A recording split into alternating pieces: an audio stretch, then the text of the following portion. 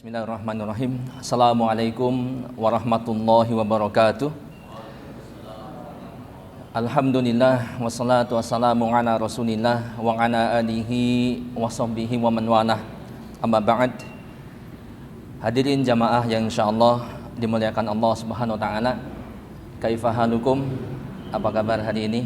Baik ya. Baik, di kesempatan yang berbahagia ini saya akan menyampaikan satu judul materi, yaitu agar puasa tak sia-sia. Dan ini pembahasan yang tentunya sangat penting buat kita, sebab pernah disinyalir oleh Rasulullah SAW. Dalam hadisnya beliau bersabda, "Rubba sha'imin hazzuhu min siyamihi al-ju' wal 'atash." Yang sering kita dengar tentunya, betapa banyak orang yang berpuasa namun dia tidak mendapatkan dari puasanya tersebut kecuali hanya rasa lapar dan dahaga. Dan ini tentunya kita sebagai seorang mukmin ya sangat khawatir jangan sampai kita termasuk orang-orang yang disinyalir dalam hadis ini. Nah, sehingga pembahasan yang ini pembahasan tentang agar puasa tak sia-sia ini menjadi penting buat kita. Jangan sampai puasa kita nggak dapat pahala ya, dan juga tidak memberikan bekas asar daripada tujuan berpuasa, yaitu menjadi orang-orang yang bertakwa. Nah, untuk itu perlu diperhatikan oleh kita semua kaum muslimin yang berbahagia agar puasa tak sia-sia. Yang pertama yang harus diperhatikan bahwa puasa kita harus ikhlas karena Allah Subhanahu wa taala. Ya, memang benar kata ikhlas itu kata-kata yang sudah sangat sering kita dengar, bukan kata-kata yang asing, bukan kosakata yang asing, gharib di antara kita. Ini kata ikhlas kata-kata yang sangat sering kita dengar, namun harus terus diingatkan. Ya, sebab terkadang seringkali syaitan itu sangat hiras, bersemangat untuk memalingkan kita dari ikhlas kepada Allah Subhanahu wa taala. Ya, sehingga kita termasuk orang-orang yang tidak ikhlas. Nah, dalam puasa itu kita harus memperhatikan niat kita. Yakni kita harus ikhlas karena Allah Subhanahu wa taala. Dan tentunya bukan hanya dalam puasa, ya, dalam semua ibadah pun kita harus ikhlas karena Allah Subhanahu wa taala. Karena dalam hal ini kita sedang berbicara tentang puasa, sehingga saya katakan puasa kita harus ikhlas karena Allah Subhanahu wa taala. Allah berfirman, "A'udzubillahi minasyaitonirrajim, wa ma umiru illa liya'budullaha mukhlishina lahud-din hunafa." Padahal mereka tidak disuruh kecuali supaya menyembah Allah dengan memurnikan ketaatan kepadanya dalam menjalankan agama yang lurus. Quran surat Al-Bayyinah ayat yang kelima. Jadi semua kita dituntut untuk ikhlas dalam menjalankan semua ibadah kita, dalam menjalankan agama kita, ya. Pun demikian mengenai ibadah puasa Ramadan kita, Rasulullah SAW pun mensyaratkan ikhlas, ya, sehingga apa yang Allah Subhanahu wa taala janjikan buat orang-orang yang berpuasa, yaitu diampuni dosa-dosanya yang telah lalu, ini akan tercapai oleh kita. Beliau sallallahu alaihi wasallam bersabda, "Man shoma ramadhana imanan wa ihtisaban, ghufira lahu ma taqaddama min dzambi." Barang siapa yang berpuasa Ramadan karena iman dan ihtisab, mengharap pahala dari Allah Subhanahu wa taala semata, maka kata Nabi, ghufira lahu ma taqaddama min dzambi. Maka diampuni dosa-dosanya yang telah lalu. Nah, ini penting sekali ikhlas ya dalam menjalankan ibadah puasa, supaya puasa kita tidak sia-sia. Karena ada satu hadis yang cukup panjang yang saya akan sampaikan, yang kurang lebih maknanya ada 3 kelompok orang yang beramal dengan amalan yang sangat besar, ya. Yang ketika amalan-amalan itu tidak ikhlas karena Allah, ada unsur niatan-niatan yang lainnya, maka justru akhir daripada nasib orang ini dilemparkan ke dalam neraka, padahal dia beramal dengan amalan yang sangat besar. Akan tetapi ada yang kurang, yaitu dari niatnya, ya, tidak ikhlas karena Allah Subhanahu wa taala. Hadis ini diriwayatkan oleh Imam Muslim, ya. Golongan yang pertama, orang yang atau kelompok yang pertama adalah orang yang mati syahid di jalan Allah. Ya, kemudian dia dihadapkan kepada Allah dan ditanya, "Bagaimana engkau memanfaatkan nikmat itu?" Orang ini pun mengatakan, "Saya berjuang di jalanmu sehingga saya mati syahid." Ya, dia mengatakan dia berjuang fi sabilillah sehingga dia mati syahid. Namun apa kata Allah? Allah katakan kadzabta. Engkau berdusta. Ya, sebenarnya ya, kata Allah, sebenarnya engkau berjuang atau berperang di jalan Allah agar dikatakan sebagai seorang pemberani, seorang pahlawan, seorang jagoan, seorang yang hebat. Jadi bukan karena ikhlas karena Allah Subhanahu wa taala. Sehingga orang ini pun diperintahkan untuk dilemparkan ke dalam neraka. Yang kedua, orang yang menuntut ilmu, mengajarkan ilmu dan juga membaca Al-Qur'an. Ya, ini amalan-amalan yang luar biasa. Pun sama ketika ditanya bagaimana engkau memanfaatkan nikmat itu, dia mengatakan saya belajar ilmu ya dan mengajarkan ilmu serta membaca Al-Qur'an karena engkau. Akan tetapi Allah katakan kadzabta, engkau berdusta. Sebenarnya engkau belajar ilmu itu supaya dikatakan sebagai seorang yang alim. Ini hati-hati ya. Kemudian engkau membaca Al-Qur'an agar dikatakan sebagai seorang qari, orang yang masya Allah bacaannya bagus, suaranya bagus, merdu, ya, tartil, kemudian lagamnya masya Allah, mirip Syekh Anu. Ini hati-hati, ya.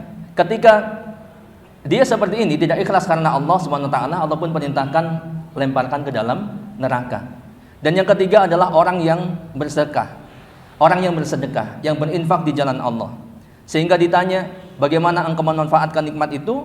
Dia mengatakan, tidaklah ada satu jalan yang engkau sukai untuk diinfakkan di situ, harta, maka saya berinfak karenamu. Dia mengaku demikian. Tapi Allah tahu isi hatinya, niatnya. Sehingga Allah pun katakan kadzabta, engkau berdusta. Ya, Allah mengatakan bahwa sesungguhnya engkau berinfak itu ingin dikatakan sebagai seorang yang dermawan, orang yang bager, suka memberi, ya, dan seterusnya. Sehingga ketika dia tidak ikhlas, dia pun diperintahkan untuk dilemparkan ke dalam neraka. Nah ini hadirin jamaah yang insya Allah dimuliakan Allah Subhanahu wa taala. Sehingga penting sekali terkhusus dalam ibadah puasa ini kita harus ikhlas karena Allah Subhanahu wa taala. Sebab ya kalau tidak ya sia-sia puasa kita. Ya, seperti amalan jihad fisabilillah pun akan ujungnya dilemparkan ke dalam neraka kalau tidak ikhlas. Semua amalan karena Allah Subhanahu wa taala tidak membutuhkan niat-niat yang lain selain hanya untuk Allah Subhanahu wa taala.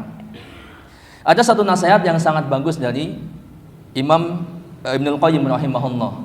Beliau mengatakan amalan yang dilakukan tanpa disertai ikhlas dan ittiba, ya, mengikuti Rasulullah sallallahu alaihi wasallam, ini bagaikan seorang musafir yang membawa bekal berisi pasir.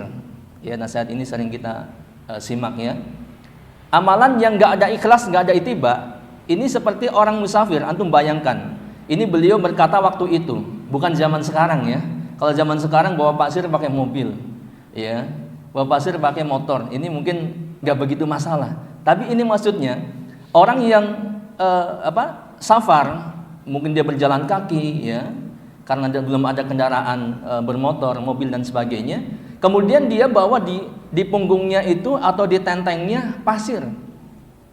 Yang kata beliau, bekal itu hanya memberatkan dirinya dan tidak memberikan manfaat apa-apa. Nah, untuk itu penting sekali ya untuk kita mengingat kembali ya niat-niat puasa kita agar puasa kita tidak menjadi sia-sia. Kemudian yang harus diperhatikan yang kedua, agar puasa kita tidak menjadi sia-sia adalah berbekal ilmu tentang ibadah puasa. Nah ini ya hadirin jamaah yang insyaallah dimuliakan Allah Subhanahu wa taala, yaitu yang dimaksud ilmu tentang ibadah puasa, misalkan ilmu tentang syarat sahnya puasa, ya, jangan sampai salah atau jangan sampai kita tidak tahu, ya, khususnya untuk yang perempuan, jangan sampai harusnya dilarang berpuasa kemudian berpuasa, ya, dan seterusnya. Kemudian ilmu tentang rukun puasa. Kalau rukun puasa insya Allah Yang hadir di sini sudah pada tahu. Akan tetapi barangkali yang tidak hadir atau yang menyimak dari kajian ini mungkin belum tahu. Ya maka ini perlu belajar. Sebab kalau tidak tahu, kita bisa salah. Ya, bisa salah. Walaupun mungkin katakanlah orang yang nggak tahu mungkin dimaafkan. Tapi kalau nggak tahu terus bagaimana? Ya, apa akan dimaafkan terus? Wallahu a'lam. Sehingga kita perlu belajar, kita perlu tahu rukunnya apa. Ya, jadi pelajarin lagi, baik dengan menyimak kajian di channel YouTube, di radio, ataupun membaca kitab-kitab buku-buku fikih dan seterusnya. Ya, menahan makan dan minum atau hal-hal yang dilarang sampai dari terbit fajar sampai tenggelam matahari. Ya kalau nggak tahu, boleh jadi dia sudah adzan subuh dia masih makan minum, kan begitu ya. Sehingga bagaimana puasanya? Ya secara zuhirnya dia nggak berpuasa, atau belum adzan maghrib dia sudah makan.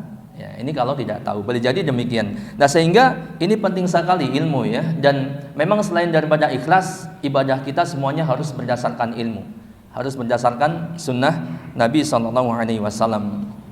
Nah mengenai pentingnya ilmu ini, para ulama sudah menjelaskan. Di antaranya Imam Al-Bukhari rahimahullah, beliau mengatakan al-ilmu qoblal qaul wa amal. Ilmu sebelum perkataan dan perbuatan. Ya, baik perkataan berupa ibadah, apalagi ya, maupun perbuatan ibadah, atau bahkan perkataan dan perbuatan secara umum. Ini butuh ilmu. Sebab tanpa ilmu, perkataan dan perbuatan kita sangat mungkin terjatuh pada kesalahan dan dosa. Sehingga ilmu itu sangat penting. Yang kedua, Ibnu Abbas radhiyallahu anhuma, salah seorang sahabat yang mulia ya, sebagai seorang mufassir di antara para sahabat, beliau mengatakan al ilmu imamun amal. Ilmu itu imamnya amal. Kita tahu ya posisi imam di mana? Di depan, sedangkan makmumnya di belakang. Ilmu itu imamnya amal. Ya, sehingga amal tidak boleh atau ilmu tidak boleh ditaruh di belakang, amal di depan. Artinya ilmu dulu baru beramal. Ya, sehingga sama. Mirip seperti apa yang disampaikan oleh Imam Al-Bukhari, atau sebaliknya gitu ya. Imam Al-Bukhari menyampaikan persis atau mirip dengan apa yang disampaikan oleh Ibnu Abbas radhiyallahu anhuma.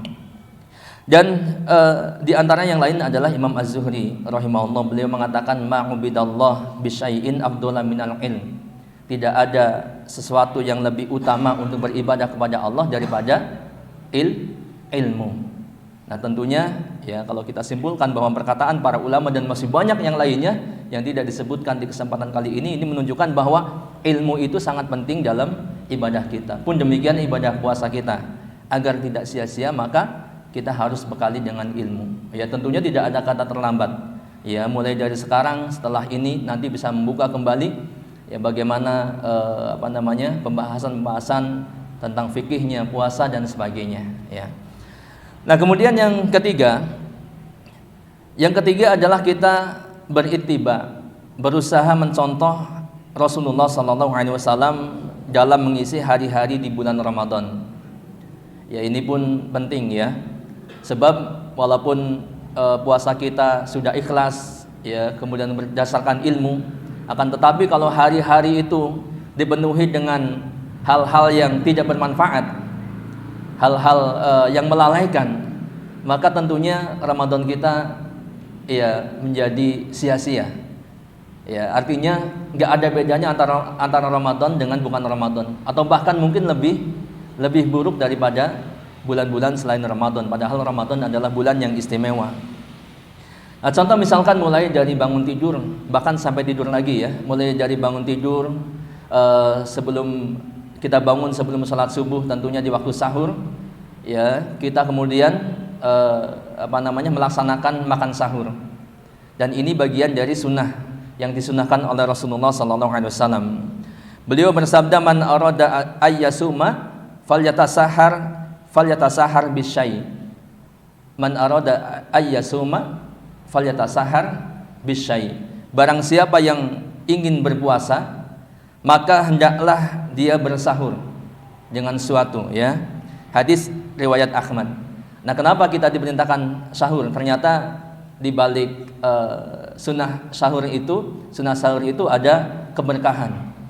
Ya, sehingga dalam kesempatan yang lain beliau bersabda, tasaharu fa inna fis sahur barokah. Kan begitu ya? Makan sahurlah kalian, sesungguhnya di dalam makan sahur itu ada keberkahan. Ya, apa arti keberkahan? Ya, kalau tidak salah maknanya ziyadatul khair. Bertambahnya kebaikan-kebaikan atau kebaikan yang langgeng dan terus bertambah. Dan di antara keberkahan makan sahur adalah menurut para ulama kita akan lebih kuat dalam menjalankan ibadah puasa kita. Kan begitu ya? Dulu waktu masih kecil saya pernah bersalah persepsi bahwa orang yang puasa tanpa sahur itu hebat, sebab dia kuat, ya, nggak sahur pun kuat puasanya. Sampai-sampai kita bercerita pada teman-teman, udah semalam saya nggak sahur gitu, kesiangan atau bahkan sengaja nggak sahur, ya, tapi kuat sampai maghrib. Ini hebat. Bukan, ini kebalik, salah. Justru yang hebat adalah orang yang makan sahur. Kenapa? Sebab dia sesuai dengan sunnah. Ya, dia dapat keberkahan, dapat pahala dari Allah Subhanahu wa taala dan keberkahan yang banyak. Nah, ini ya. Jadi makan sahur kita upayakan jangan sampai terlewat, apalagi sengaja dilewatkan. Sebab ya makan sahur juga selain ada keberkahan dan sunnah dari Nabi, ini juga termasuk pembeda antara puasa kita dengan puasa ahlul kitab.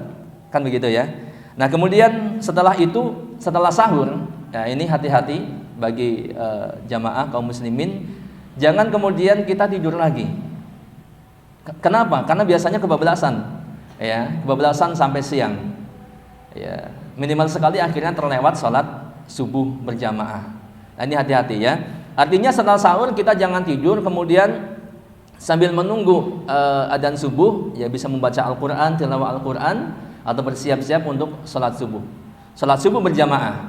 Dan jangan lupa 2 rakaat qobliyah subuh atau salat sunnah fajar, dan ini dicintai oleh Rasulullah SAW. Beliau SAW bersabda, lahuma ahabbu ilayya minad dunya jami'an. Ya, 2 rakaat salat sunnah fajar itu lebih aku cintai daripada dunia dan seluruhnya. Dalam hadis yang lain beliau mengatakan, rakaat al-fajri khairum minad dunya wa ma fiha. 2 rakaat salat fajar, ya, atau salat qobliyah subuh lebih baik daripada dunia dan seisinya. Hadis riwayat Muslim. Nah, terlebih kemudian kalau salat qobliyahnya saja pahalanya luar biasa, ya, apalagi salat subuh berjamaahnya. Ya, dan kita sudah paham salat berjamaah pahalanya itu lebih utama 27 derajat ataupun 25. Kan begitu ya. Dan kemudian khusus untuk salat subuh, Rasulullah SAW bersabda, wa man shalla subha fi jama'atin faka'annama shallal laila kullahu. Ya. Barang siapa yang salat subuh secara berjamaah, maka seakan-akan dia salat semalam suntuk. Ya. Dan ini jadi jangan sampai terlewat di bulan Ramadan kita, dan tentunya bukan hanya bulan Ramadan ya, sebenarnya di bulan-bulan yang lainnya pun sama. Akan tetapi terkhusus bulan Ramadan biasanya sebagian kaum muslimin karena habis makan sahur, ya, kenyang atau kemudian masih ngantuk, tidur dan kemudian terlewat salat subuh berjamaah. Yang selanjutnya adalah kita memperbanyak zikir kepada Allah Subhanahu wa taala secara umum, baik dalam bentuk ibadah kepada Allah maupun zikir secara lisan. Ya, yang ini juga termasuk ibadah kepada Allah Subhanahu wa taala. Artinya di hari-hari bulan Ramadan di siang harinya, ya, selain kita bekerja juga, kemudian jangan diisi dengan hal-hal yang melalaikan, dengan hal-hal yang sia-sia, ya, baik obrolan yang enggak ada artinya, kemudian tertawa terbahak-bahak dan sebagainya, kemudian main game, ya, dan perbuatan-perbuatan yang lainnya yang tidak ada artinya. Kita isi dengan zikir kepada Allah Subhanahu wa taala. Orang-orang yang berzikir kepada Allah, Allah janjikan dengan ampunan dan pahala yang besar.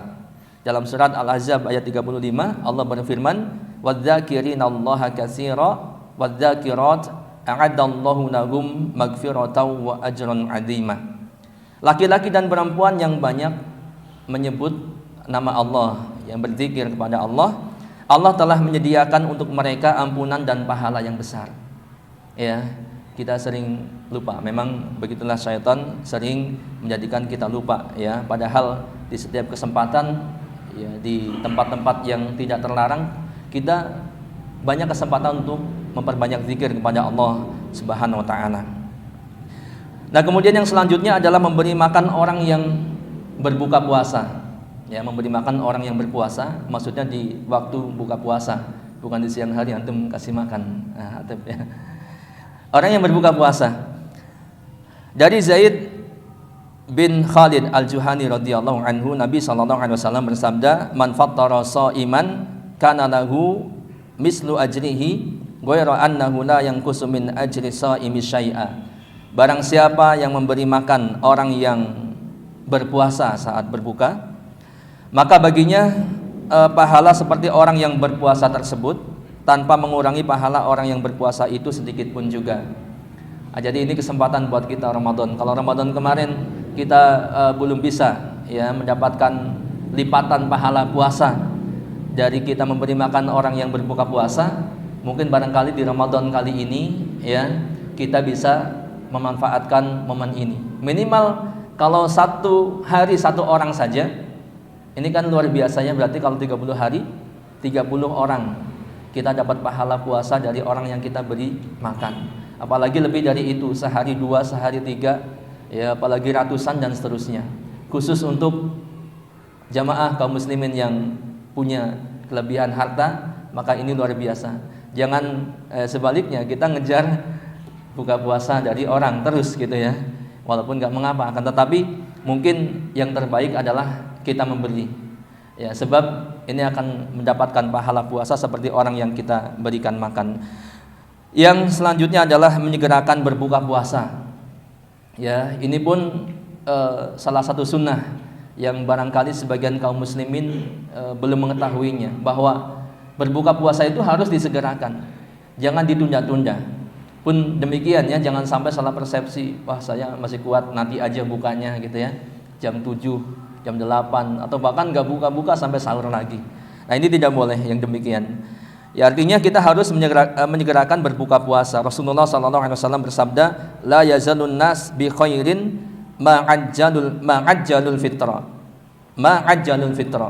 Manusia senantiasa berada dalam kebaikan selama mereka menyegerakan berbuka puasa gitu ya. Jadi kita itu akan selalu dalam kebaikan, atau manusia secara umum, kalau mereka segera melakukan buka puasa ketika waktunya. Yang selanjutnya adalah salat tarawih berjamaah sampai selesai, sampai bersama imam sampai selesai. Ini penting ya, jangan kemudian putus di jalan ya, entah alasannya apa. Kadang-kadang dulu kalau di kampung suka seperti itu ya, ada aja salat tarawih belum selesai kemudian pulang, mungkin maksudnya mau nambah lagi salat di rumah ya, kemudian ditutup dengan witir atau witirnya di rumah. Akan tetapi ada satu keutamaan ketika kita salat tarawih bersama imam sampai selesai. Rasulullah SAW bersabda, innar rajula idza qama ma'al imam hatta yansarifa husibalahu qiyamul lailah. Jika seorang mengerjakan salat tarawih bersama imam hingga selesai, sampai bubar selesai, maka terhitung baginya sebagai salat satu malam. Nah solusinya bagaimana? Kalau kita mau nambah lagi salat malamnya, maka silakan salat malam tambahkan di rumah Anda semuanya ya, akan tetapi kemudian jangan salat witir lagi, karena tidak ada salat witir 2 kali ya. Nah kemudian tilawah Al-Quran, ini antara Al-Quran dan puasa sangat identik ya, hadirin dan jamaah yang berbahagia. Rasulullah SAW bersabda, as-siyamu wal Quran yushfa'ani lil abdi yaumal qiyamah, yaqulu siyam ay rabbi mana'tuhu ta'am wa syahawat bin nahar fasyafi'ni fihi, wa yaqulu al-Quran mana'tuhu an-nauma bil lail fasyafi'ni fihi faqala fayusyafa'ani. Sesungguhnya puasa dan Al-Quran memberi syafaat kepada pelakunya pada hari kiamat ya. Puasa berkata, ya Rabbku, aku telah menahan hasrat makan dan syahwatnya di siang hari. Ini jangan terus kita bertanya, kok puasa bisa berkata-kata ya. Ya Allah yang Maha Kuasa menjadikan puasa berkata-kata. Ya Rabbku, saya telah menahan hasrat makan dan syahwat di siang hari, maka berilah aku izin untuk memberi syafaat kepadanya. Pun demikian berkata Al-Quran, wahai Rabbku, aku telah menahannya dari tidur malam, maka berilah aku izin untuk memberikan syafaat kepadanya. Nabi SAW kemudian bersabda, maka keduanya diberikan izin untuk memberi syafaat. Ya, Al-Quran dan As-Siyam. Jangan lupakan Al-Quran. Pun di luar bulan Ramadan, ya sebisa mungkin, sedapat mungkin kita selalu membaca Al-Quran. Ya, terlebih lagi kita bisa menghafal Al-Quran, masya Allah, ini luar biasa ya. Nah kemudian kaum muslimin yang berbahagia, yang terakhir yang harus kita perhatikan, kalau tadi ya poin-poin tentang bagaimana kita berusaha berupaya mencontoh Rasulullah SAW dalam mengisi hari-hari di bulan Ramadan. Dan tentunya masih banyak amal-amal yang lain yang tidak bisa disebutkan di kesempatan hari ini. Kemudian yang keempat yang harus kita perhatikan supaya puasa kita tidak sia-sia adalah tidak berkata dusta, tidak berkata sia-sia, jorok ya atau porno, dan tidak melakukan perbuatan maksiat. Ya ini kalau bagi kita yang hadir di sini, Anda rasa mungkin semua ini bisa kita hindari. Tapi bagaimana dengan orang-orang yang di luar sana? Ya, yang pergaulannya, yang obrolannya, masya Allah ya. Karena kita mungkin di sebagian besar dari teman-teman juga pernah mengalami hal yang sama. Bagaimana obrolan mereka meskipun di bulan Ramadan. Ya, sehingga ini perlu disampaikan kepada kaum muslimin agar puasanya tidak menjadi sia-sia. Sebab orang-orang yang berkata sia-sia, berkata jorok, menjurus kepada porno, ada akhwat lewat, bukan akhwat ya, ada cewek lewat, kemudian sweet ya, ataupun ya mengucapkan hal-hal yang menjurus kepada tadi hubungan badan dan sebagainya. Nah ini menjadi sia-sia. Dari Abu Hurairah radhiyallahu an, Rasulullah sallallahu alaihi wasallam bersabda, "Man lam yada' qaula zur wal 'amala bihi falaysa lillahi hajatun fi ayyada'a ta'amahu wa syarabahu." Barang siapa yang tidak meninggalkan perkataan dusta dan malah mengamalkannya, maka Allah tidak butuh rasa lapar dan dahaga yang dia tahan. Jadi kalau puasa kau masih berdusta, masih berbohong, ya, maka Allah nggak butuh dengan puasa kita. Ya akhirnya tadi ya hanya al-ju' wal 'atash yang kita dapat. Nah ini harus hati-hati ya. Kemudian selain itu adalah perkataan lagu, perkataan sia-sia dan rafas, ya, dan perkataan porno. Ini Rasulullah SAW pernah mengingatkan dalam hadisnya, laisa siyam minal akli wasyarab, innamas siyam minal lagwi warrafas. Fa in sabaka ahadun aw jahulan 'alaika faltaqul inni shaimun. Puasa bukanlah hanya menahan makan dan minum saja, akan tetapi puasa adalah dengan menahan diri dari perkataan lagu dan rafas. Lagu itu ya menurut para ulama maksudnya adalah perkataan sia-sia atau bahkan mengarah kepada perkataan sia-sia yang tidak ada faedahnya. Kemudian rafas ini perkataan yang menjurus ke porno, ya, perkataan porno. Nah ini jadi puasa itu bukan hanya menahan makan dan minum saja, akan tetapi perkataan sia-sia dan perkataan yang porno tadi juga harus dihindari. Nah kemudian yang selanjutnya adalah agar puasa kita tidak sia-sia, maka kita harus menghindari perbuatan maksiat, ya, perbuatan maksiat. Ada satu ungkapan yang sangat bagus dari Ibnu Rajab Al-Hambali rahimahullah. Beliau mengatakan, ketahuilah amalan taqarrub, mendekatkan diri kepada Allah dengan meninggalkan berbagai syahwat, ya, ketika puasa, yaitu yang ini sebenarnya mubah ketika di luar puasa, seperti makan, minum, berhubungan badan suami istri. Ini tidak akan sempurna hingga seseorang mendekatkan diri kepada Allah dengan meninggalkan perkara yang dilarang, yaitu dusta, perbuatan zalim, permusuhan di antara manusia dalam masalah darah, harta dan kehormatan. Ya ini tentunya puasa kita nggak akan sempurna ya kalau kita meninggalkan hal-hal yang dilarang, makan minum berhubungan suami istri, ini nggak akan sempurna sampai kita meninggalkan hal-hal yang halal tadi ya, maksudnya nggak akan sempurna sampai kita meninggalkan hal-hal yang dilarang. Nah begitu ya. Kemudian seandainya kamu berpuasa, maka hendaknya pendengaranmu, penglihatanmu dan lisanmu turut berpuasa dari dusta dan hal-hal yang haram. Serta janganlah kamu menyakiti tetangga, bersikap tenang dan berwibawalah di hari puasamu. Janganlah kamu jadikan hari puasamu dan hari tidak berpuasamu sama saja. Ini Jabir bin Abdullah mengatakan demikian ya.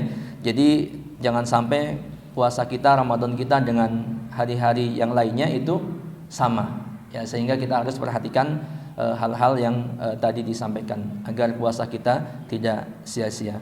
Wallahu a'lam bishawab. Mohon maaf atas segala kekurangannya. Assalamualaikum warahmatullahi wabarakatuh.